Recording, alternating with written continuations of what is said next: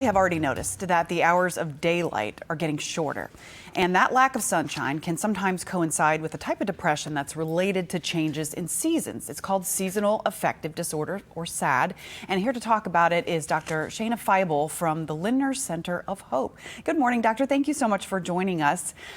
Can you tell us what seasonal affective disorder really means, and how many people does it affect? Sure. Well, we think it affects about 10% of the population, and it really is when the clocks are changed and the winter kind of looms in on us.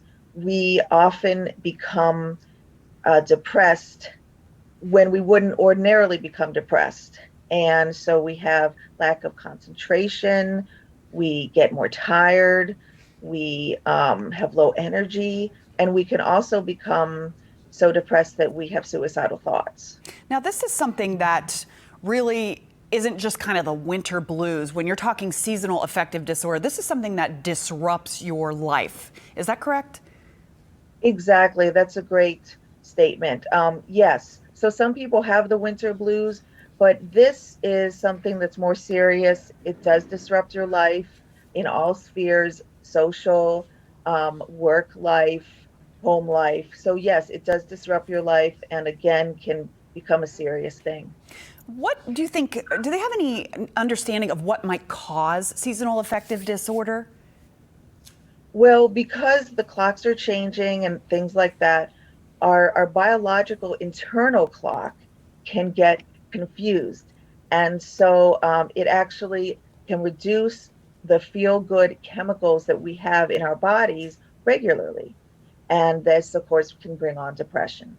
Now, what are some steps that people can take if they feel like maybe they are suffering from seasonal affective disorder? I know one friend of mine who swears by a light that they use, a certain type of light that helps, give them some of the sunlight effects that they would get normally, let's say, during the summer. And they say that that really helps. Is that a good therapy?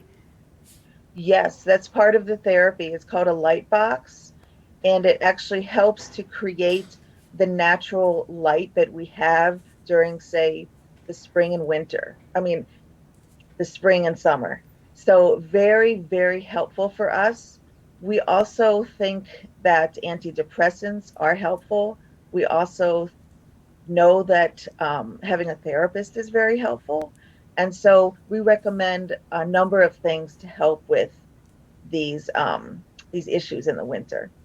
Sometimes the holidays can be difficult for people to deal with, in addition to having, seasonal affective disorder. You're maybe seeing family you haven't seen in a while, which could bring up some emotions. It's dark outside. Maybe you're feeling lonely. What are some ways that you recommend people face the holidays? Right. So self-care is huge. We always want people to take care of themselves. Don't overextend. Make sure that you are doing things that you enjoy as well. Keep family close, do not isolate, and just, again, do things that you enjoy because the holidays are supposed to be a fun time, a good time, and we don't want them to be a stressful and depressing time. All right, Dr. Shana Feibel from the Lindner Center of Hope. They've got all kinds of resources there. If you'd like to find out more information, just visit their website or give them a call. Thank you so much, and happy holidays to you. Thank you. You as well. Thank you.